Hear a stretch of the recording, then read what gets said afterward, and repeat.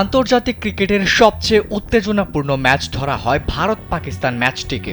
কেননা এই ম্যাচে যে শুধু মাঠের লড়াই হয় না, ২২ গজের এই লড়াইয়ে বারবার জড়িয়ে পড়েছে রাজনীতি। ভারত পাকিস্তান ক্রিকেটীয় লড়াইকে বরাবরই দেখা হয় মর্যাদার লড়াই হিসেবে। দীর্ঘদিনের রাজনৈতিক অচল অবস্থার কারণে বন্ধ রয়েছে ভারত পাকিস্তান দ্বিপাক্ষিক সিরিজ, যার ফলে উত্তেজনাপূর্ণ এই ম্যাচটি শুধুই দেখা যায় চ্যাম্পিয়ন্স ট্রফি ও আইসিসির অন্যান্য টুর্নামেন্টে। সেই ধারাবাহিকতায় আইসিসি চ্যাম্পিয়ন্স ট্রফির নবম আসরে রোববার বিকেল ৩টায় মুখোমুখি হচ্ছে চির প্রতিদ্বন্দ্বী ভারত ও পাকিস্তান।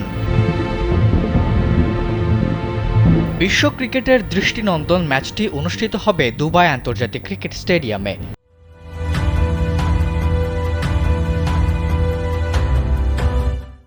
চ্যাম্পিয়ন্স ট্রফির আয়োজক দেশ পাকিস্তান হলেও ভারতের এক গোয়েমের কারণে উত্তেজনাপূর্ণ এই ম্যাচটি গড়িয়েছে দুবাইয়ে, যার ফলে চ্যাম্পিয়ন্স ট্রফি তার ঝাঁজ আরও বাড়িয়েছে।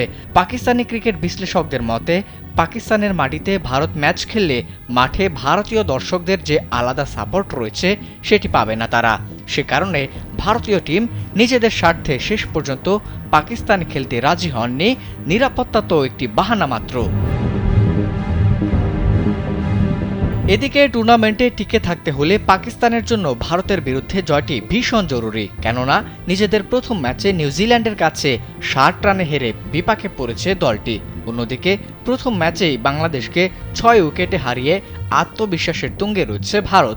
এছাড়া ম্যাচটি দুবাই হওয়াতে কন্ডিশনের সাথেও আগে থেকেই খাপ খাইয়ে নিয়েছে ভারত, তবে এদিকটাতে পিছিয়ে থাকবে পাকিস্তান। অন্যদিকে ডিফেন্ডিং চ্যাম্পিয়ন পাকিস্তান শিবিরের জন্য বড় দুঃসংবাদ হলো ইনজুরির কারণে পুরো আসর থেকে ছিটকে গেছেন বাঁহাতি ব্যাটার ফখর জামান। ২০১৭ সালের চ্যাম্পিয়ন্স ট্রফি ফাইনালে ভারতের বিপক্ষে ১১৪ রানের ইনিংস খেলে দলকে শিরোপা জিতিয়েছিলেন এই ব্যাটার। তার পরিবর্তে দলে যোগ দিয়েছেন ইমামুল হক। এছাড়া বাংলাদেশের বিপক্ষে প্রথম ম্যাচে দুর্দান্ত পারফর্ম করেছে ভারতীয় দল। পেসার মোহাম্মদ শামি ৫৩ রানে ৫ উইকেট নিয়েছেন, আর ওপেনার শুভমান গিল অপরাজিত ১০১ রান করেছিলেন। ওয়ানডেতে মুখোমুখি লড়াইয়ে এখন পর্যন্ত ১৩৫ ম্যাচে পাকিস্তান জয় পেয়েছে ৭৩টিতে আর ভারত জিতেছে ৫৭টিতে। তবে সাম্প্রতিক পরিসংখ্যান কথা বলছে ভারতের পক্ষে, কেননা পাকিস্তানের বিপক্ষে শেষ ৬ ওয়ানডের মধ্যে ৫টিতেই জয় পেয়েছে রোহিত শর্মার দল। তাই তো কোটি কোটি ভক্ত সমর্থকদের চোখ এখন এই ম্যাচটির দিকে।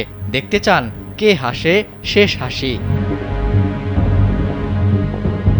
আবিদ হাসান, কালবেলা।